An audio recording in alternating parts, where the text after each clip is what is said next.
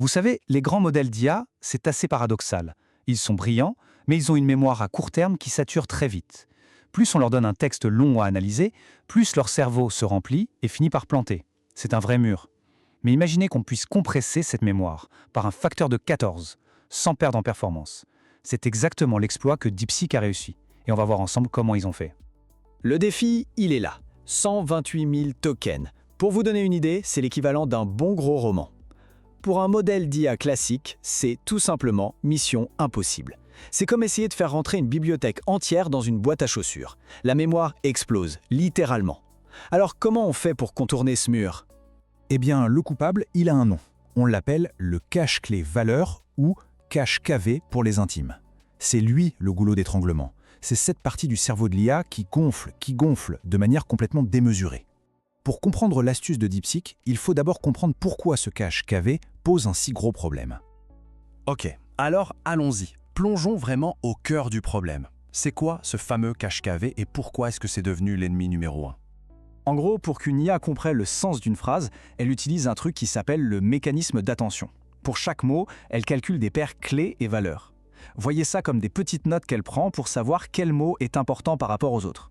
Le cache-KV, c'est tout simplement le carnet où elle stocke toutes ses notes. C'est super efficace, mais vous allez voir, ce carnet devient très vite énorme. L'idée est toute simple en fait. Imaginez que vous lisiez un livre et qu'à la fin de chaque phrase, vous oubliez le début. Le récit n'aurait absolument aucun sens, on est d'accord? Eh bien le cache-KV, c'est précisément la mémoire qui empêche le modèle d'avoir cette amnésie permanente. C'est ce qui lui permet de suivre le fil de l'histoire, tout simplement. Et là, on touche au cœur du problème. La taille de ce cache-KV, elle n'est pas fixe. Elle grandit de manière parfaitement linéaire avec la longueur du texte. Pour un petit email, ça passe. Pour un rapport de 100 pages, la mémoire nécessaire explose. On arrive très vite aux limites physiques des cartes graphiques les plus chères du marché. La conséquence de tout ça, bien sûr, c'est le coût. C'est purement financier. Plus de mémoire, ça veut dire des puces plus grosses, plus chères, des factures de cloud qui s'envolent, et au final, ça rend cette technologie accessible seulement à une poignée de géants. Le cache-KV est devenu un véritable mur financier qui freine l'innovation. Bon, évidemment, face à un mur pareil, la communauté de recherche ne s'est pas tourné les pouces. Plusieurs solutions ont été tentées pour essayer de maîtriser cet appétit de géant pour la mémoire. Les premières idées, c'était un peu comme de la colocation de mémoire. Des techniques comme MQA et GQA ont forcé les différentes têtes d'attention à partager leur espace mémoire. L'approche la plus extrême, c'est MQA, une seule mémoire pour tout le monde. Mais le problème, c'est que quand on partage, on fait des compromis. L'information devient moins précise, un peu noyée dans la masse, et au final, la qualité des réponses du modèle, elle baisse. Et ça, ce ne sont pas juste des paroles en l'air. Les chercheurs de DeepSeek le disent noir sur blanc dans leur papier, ces méthodes ne sont pas à la hauteur de l'approche standard. On sacrifiait la qualité sur l'autel de l'économie de mémoire. C'était une rustine, pas une vraie solution. Et c'est là qu'on arrive à la solution de DeepSeek. Et là, attention, ça change complètement la donne. Ils ont introduit un concept qu'ils appellent l'attention latente multitête, ou MLA. Et l'approche est radicalement différente. C'est ça, le changement de paradigme. Au lieu de se demander comment on peut réduire le nombre de têtes, ils se sont dit « et si on les gardait toutes, mais qu'on les compressait ?» C'est toute la philosophie du MLA, garder toute l'information, mais dans un format beaucoup plus petit. Pour faire ça, ils utilisent ce qu'on appelle un espace latent. C'est une idée super puissante. Pensez au résumé d'un livre. Un bon résumé, hein. Il est des centaines de fois plus court que le livre original, mais il a réussi à capturer l'essentiel de l'intrigue, des personnages, du message.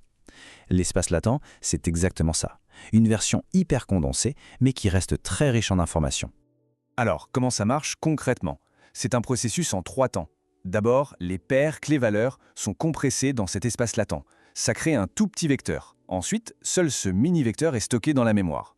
Et enfin, au moment précis où le modèle a besoin de l'info, il décompresse ce vecteur à la volée pour retrouver les données d'origine.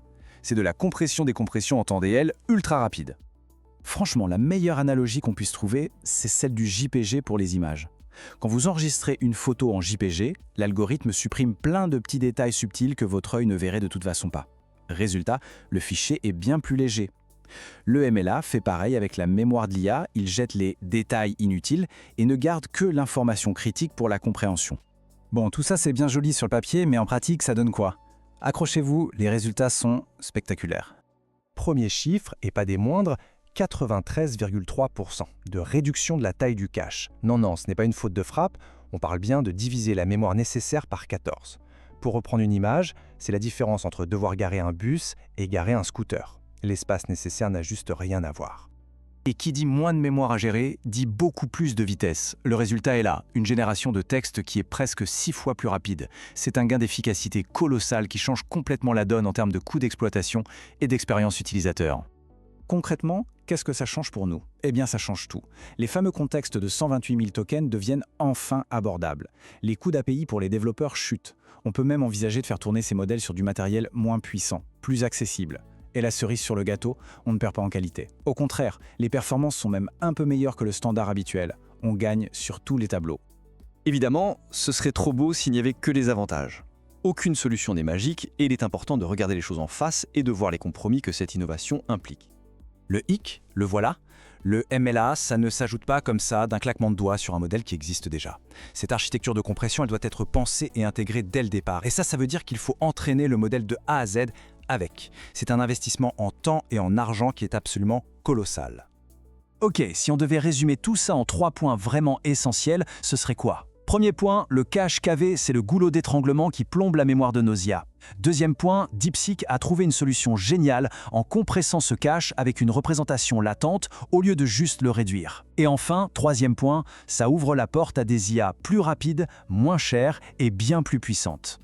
Et tout ça, ça nous amène à une question de fond, une question vraiment passionnante pour l'avenir de l'IA. Jusqu'à maintenant, la course à l'IA, c'était une course à la puissance brute. Toujours plus de paramètres, toujours plus de données. L'approche de DeepSeek nous montre qu'une autre voie existe, celle de l'efficacité, de l'intelligence algorithmique. Alors, la prochaine révolution viendra-t-elle de la taille ou de l'ingéniosité? L'avenir nous le dira.